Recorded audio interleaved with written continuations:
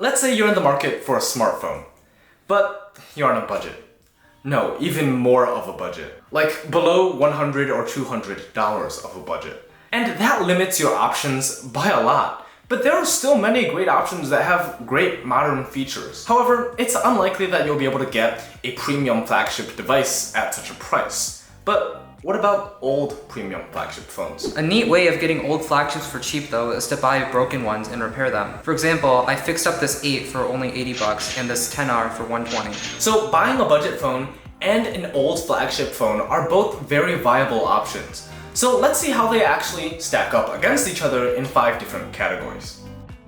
So even though budget phones are cheap, they're new, which means that there's no denying that the budget phones will have more of the new bells and whistles. For example, budget phones follow the trends of recent years of having many different cameras with many different features. At the higher end, the Samsung Galaxy A13 has 4 camera lenses with a 50 megapixel main sensor, a macro camera, and an ultra-wide camera. At the lower end, with phones like the Moto G Power, they still have triple camera setups, with the main camera being 13 megapixels and having a slew of other features such as night mode or macro mode. On the other hand though, old flagships will have minor but very useful quality of life features. For example, old Android flagships will have NFC, which allows you to make payments and send files wirelessly, and old Apple flagships will have AirDrop, which can be a deal breaker if everyone around you uses iPhones. Many flagships will also have wireless charging and reverse wireless charging, which is something that many cheap phones lack. Ultimately though, if you're looking for these new features, the budget phones win out. The upgraded cameras, larger displays, and the flashy designs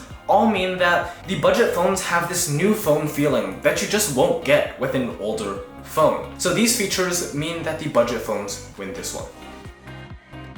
When it comes to build quality though, old flagships can't be beat. They have glass backs and metal frames, which are a tier above the plastic backs and frames used on budget phones. In addition, the haptics, speakers, and overall feel of the phones will be better on flagships just because manufacturers invest more R&D and more expensive resources into their flagship phones. So most budget phones do have a plastic back, but you really can't expect much better out of such cheap phones. But there are some benefits to plastic as well, such as the increased shatter resistance, the fact that they are less slippery and will attract less fingerprints. In the end, this round goes to the old flagships. Remember, they used to cost $1,000 new, and you just can't beat the build quality they have to offer.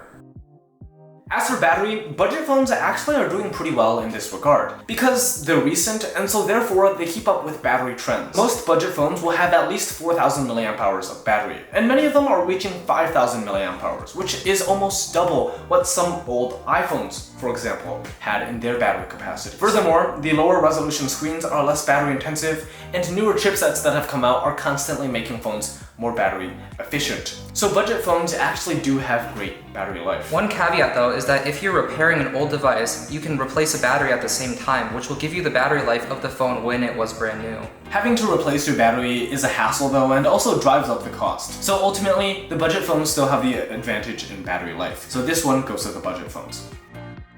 Flagships, being flagships, will always offer the most premium and the most smooth software experience. In addition, manufacturers tend to support flagships for the longest, sometimes even reaching up to 5 or 6 years, as Apple always does. So smartphones, including budget smartphones, are improving with their commitment to providing software updates to its users. And many of these companies provide at least 1 year of software updates and patches, with some companies like Samsung going above and beyond to commit to 5 years of updates and patches. And on the other hand, if we're looking at old flagships that have promised 5 years of updates, well, if these flagship phones came out 3 or 4 years ago, then that time period might be up soon, which means that in the end, you're left with just the same or less updates promised than the budget phones. So this one is going to be a tie between the budget phones and the old flagships.